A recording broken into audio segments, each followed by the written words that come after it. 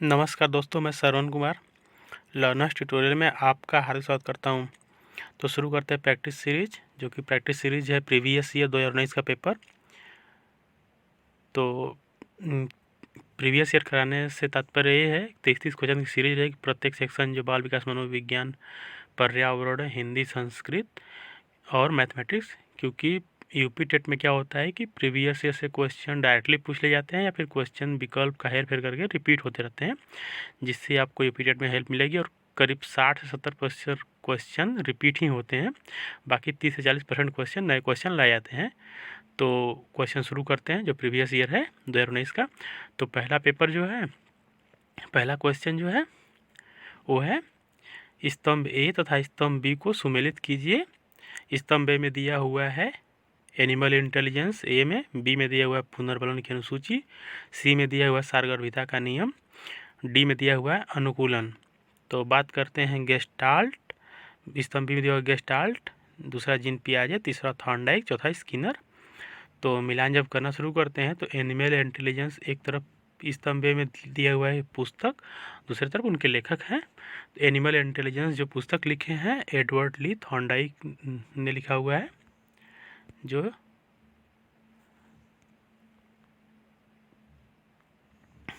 दिया हुआ है विकल्प ए में दिया हुआ है। मिलान जो करना है तो पहला जो है एनिमल इंटेलिजेंस वो दिया है एडवर्ड ली थॉर्नडाइक होगा। दूसरा दिया पुनर्बलन की अनुसूची, तो पुनर्बलन की अनुसूची जो होगा वो अनुसूची होगा ये दिया हुआ है बुरहास फ्रेडरिक स्किनर, इसका विकल्प स्तंभ बी का 4 होगा। सारगर्भिता का नियम होगा, सारगर्भिता का नियम दिया हुआ है गेस्टाल्ट ने, इसका 1 होगा। और डी में दिया अनुकूलन, तो अनुकूलन का होगा जीन पियाजे जो 2 में दिया हुआ है। इस प्रकार से हम देखते हैं विकल्पों में, तो विकल्प जो ए का आंसर होगा वो होगा ए का थॉर्नडाइक 3। तो इस हिसाब से इसका जो है हमको मिल जाता है विकल्प नंबर सी, जो कि राइट आंसर है। इस प्रकार से जो हम देखते हैं इसका क्रम तो होगा 3, 4, 1, 2 राइट आंसर है। चलते अगले क्वेश्चन की तरफ। तो क्वेश्चन नंबर 2 जो है, क्वेश्चन नंबर 2 दिया हुआ है विकास कभी न समाप्त होने वाली प्रक्रिया है। यह कथन विकास के किस सिद्धांत से संबंधित है? दिया हुआ है एकीकरण का सिद्धांत, बी दिया हुआ है अंतःक्रिया का सिद्धांत, सी दिया हुआ है निरंतरता का सिद्धांत, डी दिया हुआ है अंतः संबंध का सिद्धांत। तो इसका जो राइट आंसर होगा वो विकल्प नंबर सी होगा, निरंतर विकास का सिद्धांत। निरंतर विकास का सिद्धांत होता है कि जो वृद्धि होती है वो कुछ समय के पश्चात वो रुक जाती है, जबकि डेवलपमेंट जो होता है, विकास जो होता है, निरंतर या कंटिन्यूअस प्रोसेस है जो कि लगातार चलता रहता है। ये ओम टू टूम्ब, या फिर हम कह सकते हैं कि गर्भ से लेकर के मृत्यु तक जो डेवलपमेंट है निरंतर चलता रहता है। और कभी न समाप्त होने वाली प्रक्रिया जो कंटिन्यूअस प्रोसेस है, इसलिए निरंतरता का सिद्धांत से संबंधित यह कोटेशन है। चलते हैं अगले क्वेश्चन की तरफ। तो अगला क्वेश्चन जो है क्वेश्चन नंबर 3 है, संविधान के किस संशोधन से शिक्षा एक मौलिक अधिकार बन गई है? तो दिया हुआ विकल्प ए में 25वां संशोधन, बी में दिया हुआ 86वां संशोधन, सी में दिया हुआ 22वां संशोधन और डी में दिया हुआ 52वां संशोधन। तो इसका जो राइट आंसर होगा विकल्प नंबर बी होगा 86वां संविधान संशोधन 2002। इसके द्वारा क्या हुआ, 86वां संविधान संशोधन द्वारा हुआ है कि शिक्षा में एक नई सेक्शन बना के 21A जोड़ दिया गया और उसमें बताया गया कि 6 से 14 वर्ष के बालक के लिए निःशुल्क और अनिवार्य शिक्षा होगी। तो इससे प्रत्येक बच्चे को शिक्षा मिल सकेगी और ये जो लागू हुआ था वो 2009 में लागू हुआ था। ठीक है दोस्तों, चलते हैं अगले क्वेश्चन की तरफ। तो क्वेश्चन नंबर 4 है, अभिप्रेरणा के मूल प्रवृत्ति सिद्धांत के प्रतिपादक है। तो अभिप्रेरणा के मूल प्रवृत्ति सिद्धांत के प्रतिपादक विकल्प ए में दिया हुआ है अब्राहम मैस्लो, बी में दिया हुआ मैकडूगल, सी में दिया हुआ विलियम जेम्स, डी में दिया हुआ है सिम्परसन। तो इसका जो राइट आंसर होगा विकल्प नंबर बी होगा मैकडूगल। मैकडूगल जो है मूल प्रवृत्ति सिद्धांत के प्रतिपादक हैं और मैकडूगल ने बताया कि मूल प्रवृत्तियाँ जो होती हैं वो मानव मस्तिष्क में जन्मजात होती हैं और इनकी संख्या जो मैकडूगल ने बताई है वो संख्या लगभग 14 बताई है। इस प्रकार से विकल्प बी इसका राइट आंसर है।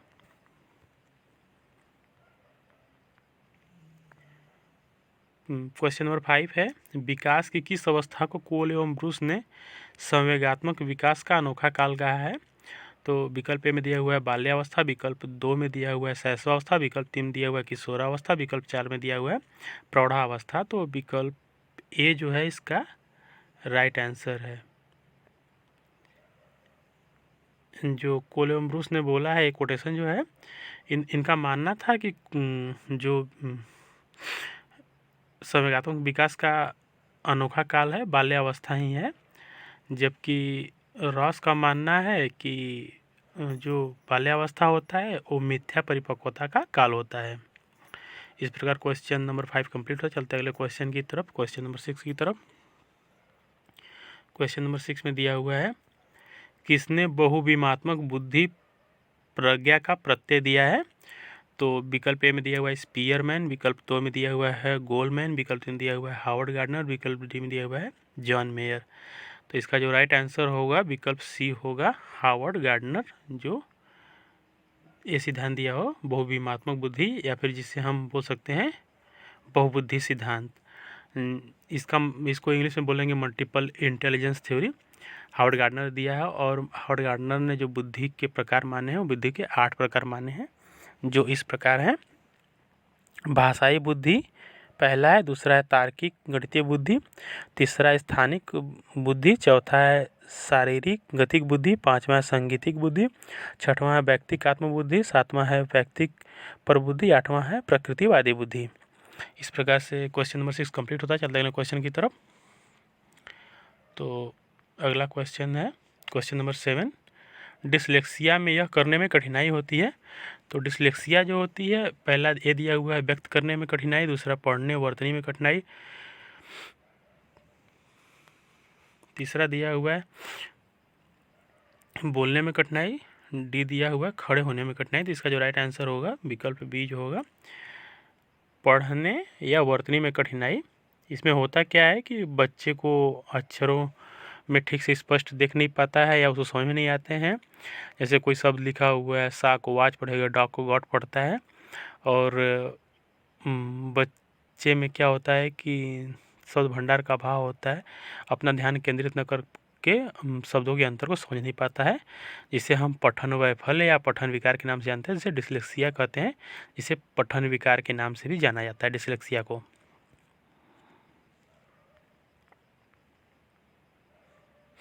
क्वेश्चन नंबर 8 है, निम्न में से क्या समावेशी कक्षा में शिक्षक की भूमिका नहीं है? तो ए में दिया हुआ है शिक्षक को निःशक्त बच्चों पर ध्यान नहीं देना चाहिए, विकल्प बी में दिया हुआ बच्चों की आवश्यकता के अनुरूप बैठने की पर्याप्त व्यवस्था करनी चाहिए, विकल्प सी में दिया हुआ है शिक्षक को सीखने में अक्षम को अतिरिक्त समय देना चाहिए, डी में दिया हुआ है शिक्षक को बच्चों को प्रोत्साहित करना चाहिए।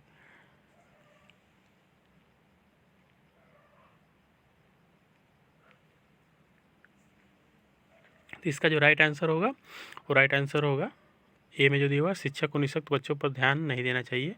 ऐसा नहीं है, निःशक्त बच्चों पर शिक्षक को जरूर ध्यान देना चाहिए, क्योंकि प्रगतिशील शिक्षा या फिर समावेशी शिक्षा में जो होता है वो बच्चों पे ध्यान केंद्रित होता है और बाल केंद्रित शिक्षा ही होती है, जिसपे हम निःशक्त बच्चों तथा अन्य बच्चों को साथ लेकर चलना होता है, जिससे कि एक शिक्षक का ये रोल नहीं होता है कि बच्चों पर ध्यान न दे।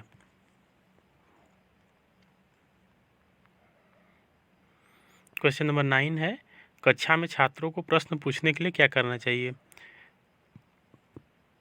विकल्प दिया हुआ प्रेरित करना चाहिए, विकल्प 2 दिया हतोत्साहित करना चाहिए, विकल्प 3 अनुमति नहीं देनी चाहिए, विकल्प 4 दिया रोक देना चाहिए। तो इसका जो राइट आंसर होगा बच्चों को कक्षा में प्रश्न पूछने के लिए प्रेरित करना चाहिए, क्योंकि बच्चे जब कक्षा में प्रश्न पूछेंगे, प्रगतिशील शिक्षा होगी, समावेशी शिक्षा होगी, तो प्रश्न पूछेंगे, तो प्रश्न पूछने से उनकी जो गतिविधि रहेगी कक्षा में इन्वॉल्व रहेगी और उनके सीखने में जो हो वृद्धि होगी, बच्चे एक्टिव रहेंगे न कि श्रोता बन के सुनते रहेंगे, जिससे सुकरात ने प्रश्नोत्तर विधि दी है। ठीक है दोस्तों, चलते अगले क्वेश्चन की तरफ। क्वेश्चन नंबर 10, बच्चों की वृद्धि मुख्यतः संबंधित है। विकल्प में दिया हुआ सामाजिक विकास है, विकल्प दिया हुआ शारीरिक विकास है, विकल्प 3 दिया हुआ नैतिक विकास है, विकल्प 4 दिया हुआ है भावात्मक विकास है। तो इसका जो राइट आंसर होगा वो होगा बी, शारीरिक विकास से। बच्चों की जो वृद्धि मुख्यतः संबंधित हो शारीरिक विकास संबंधित होती है, क्योंकि शारीरिक विकास के जरिए ही बच्चों का मानसिक एवं सामाजिक, नैतिक एवं भावात्मक सभी विकास हो जाता है। इससे बच्चों की वृद्धि मुख्यतः शारीरिक रूप से संबंधित होने का कारण ये है कि बच्चों का डेवलपमेंट बहुत तेज़ी से होगा, और इसे हर्बर्ट सोरेनसन ने वृद्धि को परिभाषित करते हुए कहा है, शरीर का बड़ा और भारी होना ही वृद्धि है। ठीक है दोस्तों, चलते अगले क्वेश्चन की तरफ। तो अगला क्वेश्चन जो हमारा है क्वेश्चन नंबर 11, निम्न में किस सिद्धांत को पुनर्बनन का सिद्धांत भी कहते हैं? तो इसका जो राइट आंसर विकल्प ए में दिया हुआ उद्दीपक अनुक्रिया सिद्धांत, विकल्प बी दिया हुआ शास्त्रीय अनुबंधन का सिद्धांत, विकल्प सी दिया हुआ क्रिया प्रस्तुत अनुबंधन का सिद्धांत, विकल्प डी में दिया हुआ सूझ का सिद्धांत। इसका जो राइट आंसर होगा वो आंसर होगा पुनर्बनन। तो इसका आंसर सी होगा, क्रिया प्रस्तुत अनुबंधन के सिद्धांत को हम पुनर्बलन का सिद्धांत भी कहते हैं, जिसे दिया हुआ है बुरास फ्रेडरिक स्किनर ने। इन्होंने जो अपना प्रयोग किया था पुनर्बलन का सिद्धांत चूहे पे, जिसमें एक बॉक्स था, उसमें चूहा था, जब वो एक लीवर प्रेस करता उसको खाने के लिए भोजन मिलता था, तो पुनर्बलन मिलता चला गया और वह प्रेस करता चला गया। लेकिन ऐसा समय है जब स्किनर ने उस लीवर को अटैच कर दिया इलेक्ट्रिक वायर से, तो जब चूहा उस पे टच करता था तो उसको झटका लगता था। धीरे धीरे पुनर्बलन मिलना, जब नेगेटिव पुनर्बलन मिलना शुरू हुआ तो चूहे ने उस प्रक्रिया को या खाने की प्रक्रिया को छोड़ दिया, और इस प्रकार से पुनर्बलन का सीखने पे प्रभाव पड़ता है, ऐसा उन्होंने बताया। तो इसका जो क्रिया प्रस्तुत अनुबंधन सिद्धांत है वो दिया है आपका बुरास फ्रेडरिक स्किनर ने, जो इसका राइट आंसर है विकल्प सी। चलते अगले क्वेश्चन की तरफ। तो निम्न में से कौन सी अवस्था ब्रूनर के संज्ञानात्मक विकास के सिद्धांत का अंग नहीं है? तो संज्ञानात्मक विकास का सिद्धांत विकल्प ए दिया हुआ प्रतिबिंबात्मक अवस्था दिया हुआ है, विकल्प दिया हुआ अंतःप्राज्ञ अवस्था, विकल्प क्रियात्मक अवस्था, विकल्प सी सांकेतिक डी सांकेतिक अवस्था। इसका जो राइट आंसर होगा नहीं दिया हुआ है, तो ये जो बी है आंत प्रज्ञावस्था, इससे कोई अवस्था नहीं है। जेरोम ब्रूनर ने उन्होंने 3 अवस्थाएं दी हैं, प्रतिबिंबात्मक अवस्था है, क्रियात्मक अवस्था, सांकेतिक अवस्था, जिसे हम बोलते हैं इनेक्टिव, आइकोनिक, सिम्बोलिक। ये तीनों अवस्थाएं हैं जो कि होती हैं मेंटल डेवलपमेंट से या संज्ञानात्मक विकास से संबंधित होती हैं। चलते अगले क्वेश्चन की तरफ। तो क्वेश्चन नंबर 13 जो है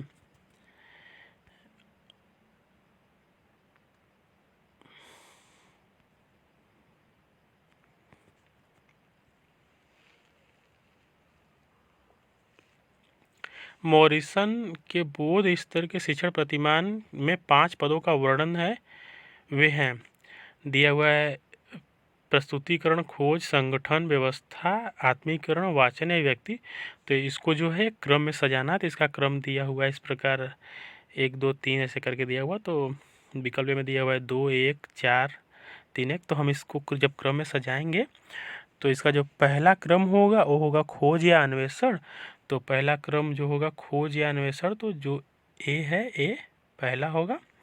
अब बात करते हैं दूसरे क्रम की, तो दूसरा जो क्रम होगा वो क्रम होगा प्रस्तुतिकरण। तो प्रस्तुतिकरण जो दिया हुआ है यहाँ पे 2 होगा।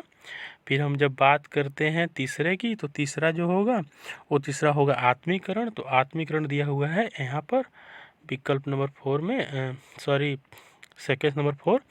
फिर हम जब बात करते हैं संगठन या व्यवस्था की, तो ये दिया हुआ है यहाँ पर, तो ये होगा आपका यहाँ पे 3 रहेगा और ये रहेगा 4। जबकि वाचन या व्यक्तिकरण दिया हुआ है तो ये होगा लास्ट होगा, ये होगा 5वां। इस प्रकार से हम देखेंगे तो हमें मिलेगा खोज पहला 2 मिलेगा, उसके बाद फिर रहेगा खोज के बाद फिर दूसरा प्रस्तुतिकरण। तो यहाँ पे भी है, ए और डी दोनों में। फिर उसके बाद तीसरा आत्मीकरण, तो आत्मीकरण दिया हुआ है इसमें, इसका मतलब डी इसका राइट आंसर है। 2 1 3 4 5 जो सही है।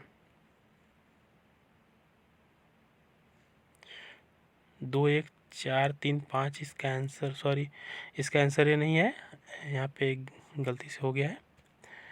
यहाँ पे पहला जो होगा वो होगा पहला खोज,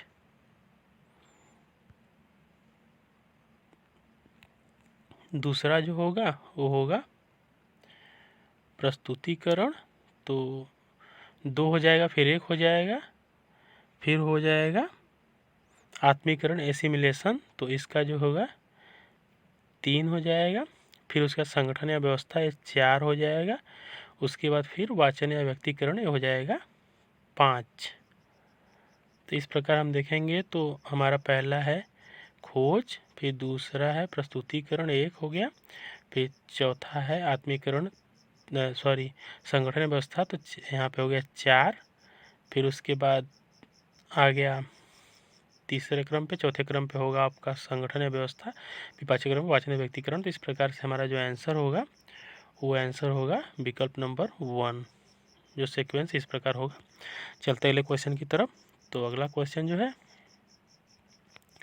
निम्न में से कौन सा संज्ञानात्मक क्षेत्र से संबंधित नहीं है? तो संज्ञानात्मक क्षेत्र में जो है अनुप्रयोग, अनुमूल्यन, ज्ञान, बोध। तो संज्ञानात्मक क्षेत्र को जो दिया हुआ है ब्लूम ने, BS ब्लूम ने दिया हुआ है, उसमें उन्होंने माना है कि जो होता है उसमें इस प्रकार से होता है, क्रम दिया हुआ है ज्ञान, अवबोध, अनुप्रयोग, संश्लेषण, विश्लेषण, मूल्यांकन। तो इस प्रकार से हम देखेंगे तो ज्ञान भी है, अवबोध भी है, अनुप्रयोग भी है, जबकि अनुमूल्यन नहीं है। तो इसका आंसर जो होगा वो होगा बी, इसका राइट आंसर होगा। इस प्रकार से क्वेश्चन नंबर 14 जो होता है कंप्लीट होता है। चलते हैं अगले क्वेश्चन की तरफ। इसका जो संज्ञानात्मक क्षेत्र का जो क्रम दिया हुआ है ज्ञान, अवबोध, अनुप्रयोग, संश्लेषण, विश्लेषण एवं मूल्यांकन।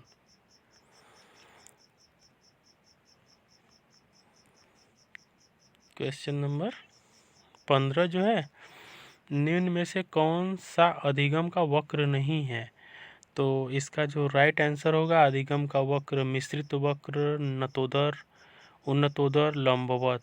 तो इसका जो राइट आंसर होगा नतोदर कोई वक्र सॉरी इसका जो राइट आंसर है वो होगा लंबवत कोई वक्र नहीं होता है, जो विकल्प डी है इसका राइट आंसर है। मिश्रित भी वक्र होता है, नतोदर भी होता है, उन्नतोदर भी होता है। जबकि हम बात करते हैं वक्र की, तो जो मिश्रित वक्र होता है वो उठता है फिर नीचे गिरता है फिर उठता है, ऐसा करके होता है। जबकि नतोदर होता है पहले गिरता है फिर उठता है, उन्नतोदर होता है पहले उठता है फिर गिरता है। इस प्रकार से इसका जो लंबवत कोई वक्र नहीं होता है। चलते अगले क्वेश्चन की तरफ। क्वेश्चन नंबर 16 जो है, यदि एक शिक्षक कक्षा में एक छात्र को समस्यात्मक बालक के रूप में पाता है तो उसे क्या करना चाहिए? तो विकल्प में दिया हुआ बच्चे को नज़रअंदाज कर देना चाहिए, बच्चे को दंड देना चाहिए, तत्काल घर वापस भेज देना चाहिए, बच्चे को परामर्श देना चाहिए। तो इसका जो राइट आंसर होगा इसका राइट आंसर डी होगा, बच्चे को परामर्श देना चाहिए। क्योंकि जो होगा बच्चे को होता क्या है कि जब कोई समस्यात्मक बालक होता है तो हम पहले उसको डायग्नोस करते हैं, फिर रिमीडियल टीचिंग देते हैं, जिससे हम समस्या का जांच करके उसकी समस्या का हल उसको देते हैं, ताकि बच्चा फिर समस्यात्मक बालक के रूप में न रहे और एक सामान्य बालक के रूप में रहे। तो बच्चे को परामर्श देना अति आवश्यक होता है। इस प्रकार से क्वेश्चन नंबर 60 कंप्लीट होता है। चलते हैं अगले क्वेश्चन की तरफ। तो अगला क्वेश्चन जो है वो है क्वेश्चन नंबर 17 दिया हुआ है, पाठ्य सहगामी क्रियाएं मुख्यतः संबंधित होती हैं।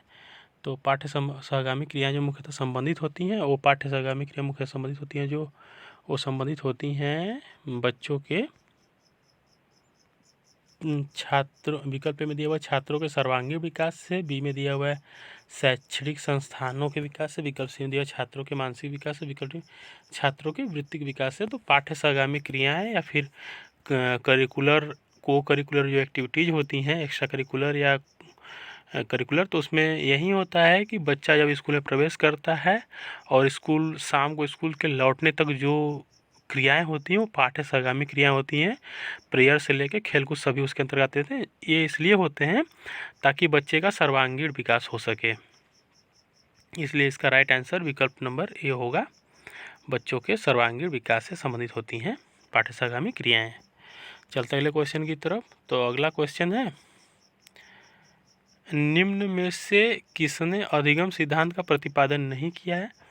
तो विकल्प ए में दिया हुआ स्किनर, विकल्प बी में दिया हुआ है कोहलर, विकल्प 3 में दिया हुआ है थॉर्नडाइक, विकल्प 4 में दिया हुआ है बीएस ब्लूम। तो इसका जो राइट आंसर होगा ये होगा बीएस ब्लूम, इसका राइट आंसर होगा। इन्होंने कोई अधिगम का सिद्धांत नहीं दिया है, बल्कि जो पहली अवस्था होती है मेमोरी लेवल या स्मृति स्तर को दिया है, जबकि पुनर्बलन का सिद्धांत स्किनर ने दिया है, कोहलर ने दिया है, सूझ या अंतर्दृष्टि का सिद्धांत थॉर्नडाइक ने दिया है, त्रुटि एवं प्रयत्न का सिद्धांत, जबकि बीएस ब्लूम ने दिया है मेमोरी लेवल या स्मृति स्तर, जिसमें उन्होंने बताया है कि उसके 5 स्तर होते हैं। वो 5 स्तर इस प्रकार हैं: ज्ञान, अवबोध, अनुप्रयोग, विश्लेषण, संश्लेषण एवं मूल्यांकन।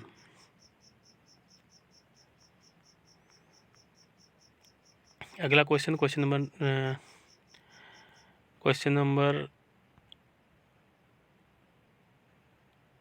नंबर 19 है। शिक्षा में अवरोधन का तात्पर्य है। तो अवरोधन का तात्पर्य हो बालक का विद्यालय न जाना है, बालक का विद्यालय में प्रवेश न लेना, किसी बालक का 1 वर्ष से अधिक एक ही कक्षा में रहना, बालक द्वारा विद्यालय छोड़ देना। तो अवरोधन का तात्पर्य जो होता है वो तात्पर्य होता है किसी बालक का 1 वर्ष से अधिक समय तक एक ही कक्षा में रहना, यही इसका मतलब होता है। अवरोधन का तात्पर्य यही होता है कि बच्चे को किसी एक ही क्लास में कई वर्षों तक 1-2 वर्ष तो फेल कर दिया जाना, रोक दिया जाता है, तो यही अवरोधन होता है।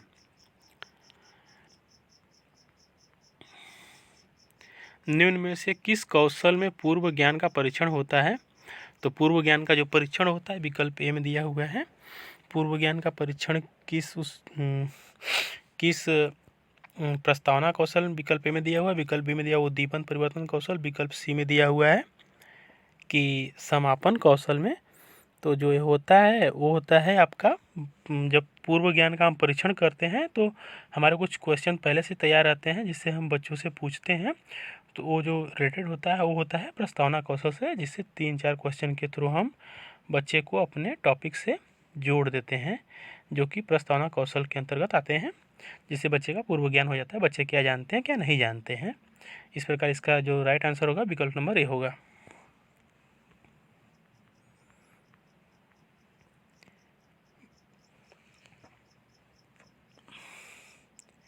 मानव विकास का प्रारंभ होता है।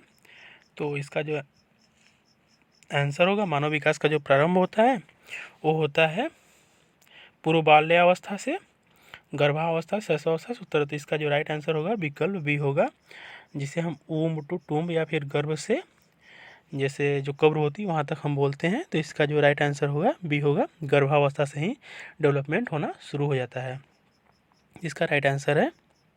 और ये डेवलपमेंट गर्भावस्था से लेके जीवन पर्यंत या मृत्यु तक निरंतर चलती रहती है। इस प्रकार क्वेश्चन नंबर 21 कंप्लीट होता है। चलते हैं क्वेश्चन की तरफ। तो क्वेश्चन नंबर 22 है, द कंडीशन ऑफ लर्निंग पुस्तक के लेखक है। तो द कंडीशन ऑफ लर्निंग पुस्तक के जो लेखक हैं वो पुस्तक के लेखक हैं R.M. गेने। तो इसका विकल्प में देखते हैं B.F. स्किनर, विकल्प में दिया है इवान पावलोव दिया, विकल्प सी में E.L. यहाँ पे रहेगा, ई पल दिया थॉर्नडाइक, विकल्प सी में दिया हुआ I.P. इवान पावलोव होगा, पेट्रोच पावलोव, R.M. गेने। तो इसका जो राइट आंसर होगा वो होगा R.M. गेने, इसका राइट आंसर है, जो कंडीशन ऑफ लर्निंग पुस्तक के लेखक हैं। बात करते हैं कंडीशन पुस्तक के लेखक। तो ये जो है इन्होंने RM गेने ने जो मतलब कंडीशन ऑफ लर्निंग पुस्तक दी है और इन्होंने एक सिद्धांत महत्वपूर्ण दिया है जिसे हम कंडीशन ऑफ लर्निंग के अंतर्गत याद करते हैं। ठीक है दोस्तों, कंडीशन ऑफ लर्निंग पुस्तक के लेखक RM गेने हैं। इस बार क्वेश्चन कंप्लीट हो, चलते अगले क्वेश्चन की तरफ। तो अगला क्वेश्चन है, किशोरावस्था बड़े संघर्ष, तनाव, हमला व विरोध की अवस्था है, यह कथन किसका है? तो यह कथन विकल्प में दिया हुआ है स्टैनले हॉल, विकल्प दिया हुआ जर्सिल्ड, विकल्प सी में क्रोयम क्रो, विकल्प डी में सिम्पसन। तो इसका जो राइट आंसर होगा वो होगा स्टैनलेम हॉल। ये जो इसका राइट आंसर है। स्टैनलेम हॉल का मानना ही था कि किशोरावस्था बड़े संघर्ष, तनाव, तूफान की अवस्था होती है और ये बताते हैं कि जब हम कोई समाज में जैसे पहले था सती प्रथा वाला प्रथा या फिर कुछ अन्य चीज़ें जो कि कुरीतियों के रूप में जिसे हम जानते हैं, तो इसका जब बच्चा होता है टीनेज में या फिर किशोरावस्था में, तो जब ये सुनता है तो उसको मतलब एक अलग तरह की फीलिंग आती है। वो चाहता है कि ऐसा जो शुरू किया है उसको मार दिया जाए, कुछ ऐसा कर दिया जाए। बड़े ही संघर्ष या तनाव तूफान की अवस्था, इसीलिए उसने माना है। बोला कि उसमें विरोधी गतिविधियाँ बहुत ज़्यादा बच्चा करता है समाज के प्रति, इसलिए उन्होंने तनाव तूफान की अवस्था इसको माना है किशोरावस्था को, जो इसका राइट आंसर है। क्वेश्चन नंबर 24 है, सूक्ष्म शिक्षण के भारतीय प्रतिमान का कुल कितना समय है? तो सूक्ष्म शिक्षण का जो प्रतिमान है उन्होंने जो दिया है DWLR ने दिया हुआ है। तो इसका जो समय निर्धारित किया गया है, विकल्प ए में दिया हुआ है 40 मिनट, विकल्प बी में दिया 36 मिनट, विकल्प सी में दिया हुआ है 30 मिनट, विकल्प च दिया हुआ है 35 मिनट। इसका जो राइट आंसर होगा वो होगा 36 मिनट। भारतीय मानक में 36 मिनट ही माना गया है कि इसका जो समय होगा 36 मिनट होगा। और प्रत्येक एक साइक्लिक होता है ये सूक्ष्म शिक्षण, और प्रत्येक के लिए 6-6 मिनट निर्धारित किए गए हैं। तो पहला पाठ योजना निर्माण के लिए 6 मिनट, दूसरा जो होता है प्रस्तुतिकरण के लिए 6 मिनट, तीसरा पृष्ठ पोषण या प्रतिपुष्टि के लिए 6 मिनट, चौथा पुनः पाठ योजना के लिए 6 मिनट, फिर पुनः प्रस्तुतिकरण के लिए 6 मिनट, फिर पुनः प्रतिपुष्टि, फिर 6 मिनट। इस प्रकार से 36 मिनट की साइकिल होती है 6x6। चलते अगले क्वेश्चन की तरफ। तो अगला क्वेश्चन जो है,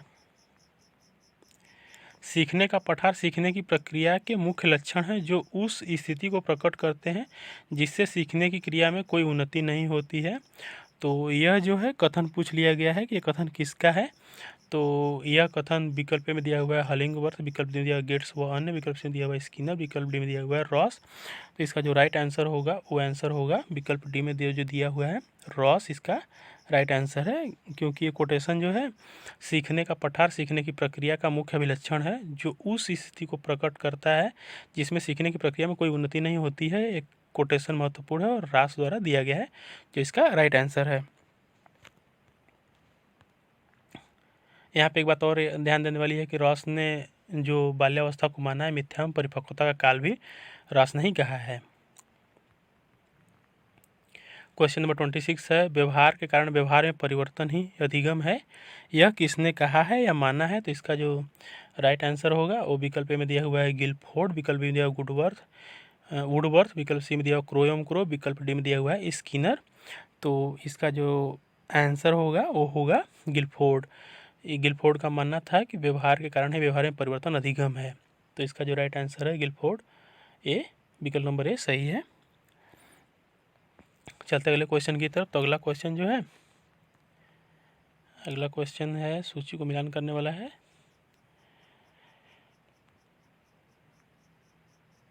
तो सूची ए तथा सूची बी को सुमेलित कीजिए। विकल्प ए, स्तंभ ए, स्तंभ बी। स्तंभ ए में दिया हुआ है ब्रूनर, बी में आशुबेल, सी में ग्लेजर, डी में गॉर्डन। तो देखते हैं, इधर दिया हुआ है बुनियादी शिक्षण प्रतिमान, साइनेटिक शिक्षण प्रतिमान, अग्रिम संगठन शिक्षण प्रतिमान, संप्रत्य उपलब्धि शिक्षण प्रतिमान, परीक्षा प्रशिक्षण प्रतिमान।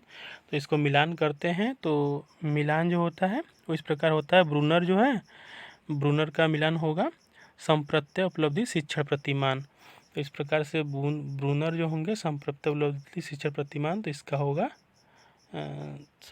इसका होगा ऐसे 4। हम बात करते हैं आशुबेल की, तो अग्रिम संगठन से आशुबेल संबंधित है, इस प्रकार से इसका बी का 3 हो जाएगा। अब देखते हैं हम क्रम में मिल पाता है हमको कि नहीं।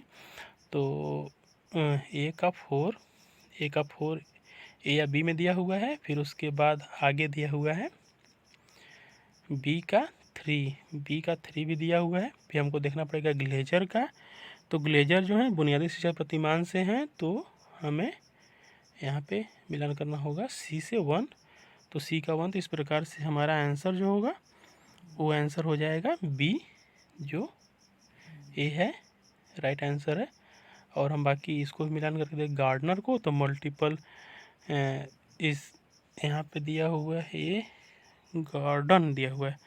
तो गार्डन जो है साइनेटिक शिक्षण प्रतिमान से हैं गार्डन। तो गार्डन डी का 2 होगा, इस प्रकार से ऐसे होगा। तो इसका आंसर होगा 4 3 2 1, इसका राइट आंसर है। चलते हैं अगले क्वेश्चन की तरफ। तो अगला क्वेश्चन है समस्या समाधान का प्रथम चरण है।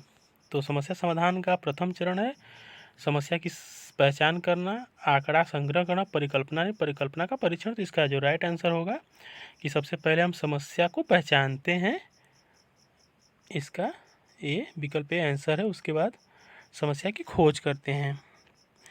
तो इसका जो समस्या समाधान का जो चरण होता है वो पहला चरण होता है समस्या की पहचान करना होता है, फिर दूसरा चरण परिकल्पना के निर्माण, फिर तीसरा डेटा या आंकड़ों का संग्रहण करते हैं, फिर चौथा होता है कि उसका मतलब संग्रहण करके फिर एनालिसिस करते हैं, उसके बाद उसका जैसे संश्लेषण करके फिर विश्लेषण कर लेते हैं, फिर उसके बाद एक निष्कर्ष पे पहुँचते हैं, जो कि इस प्रकार से समस्या चरण होता है।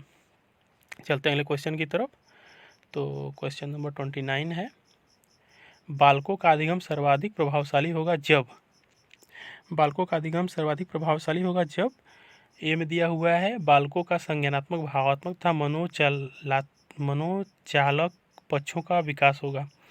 विकल्प बी में दिया हुआ है पढ़ने लिखने एवं गणितीय कुशलताओं पर ही बल होगा। विकल्प सी में दिया हुआ है ए ही लगा है, इससे नेगेटिव हो जाता है। सी देखते हैं शिक्षण अधिगम प्रक्रिया में आगे होकर बालकों का निष्क्रिय रखेगा, ए भी निगेटिव वर्ड है। शिक्षण व्यवस्था का अधिकारी, ए भी गलत है, ऑटोक्रेटिक होना नहीं चाहिए।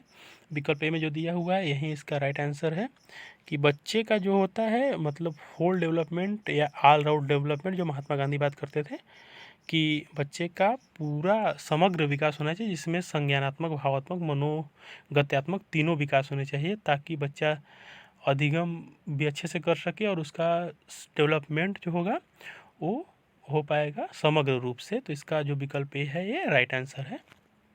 चलते हैं अगले क्वेश्चन की तरफ। तो अगला क्वेश्चन जो है क्वेश्चन नंबर 30 है स्मृति स्तर एवं बोध स्तर के शिक्षण प्रतिमान की संरचना में कौन सा सोपान उभयनिष्ठ है, या फिर ऐसा है कि मतलब वो जो सोपान ऐसा है जो कि कॉमन है। तो हम बात करते हैं विकल्प ए में दिया हुआ है अन्वेषण, विकल्प बी में दिया हुआ है सामान्यीकरण, विकल्प सी में दिया हुआ है तैयारी, और विकल्प डी में दिया हुआ है प्रस्तुतिकरण। तो इसका जो राइट आंसर होगा वो होगा राइट आंसर विकल्प डी, मतलब प्रस्तुतिकरण जो होता है, प्रस्तुतिकरण जो होता है वो होता है इसका राइट आंसर। जो प्रस्तुतिकरण होता है वो दोनों में कॉमन होता है, जबकि स्मृति स्तर को दिया हुआ है वो स्मृति स्तर दिया हुआ है स्मृति स्तर दिया हुआ है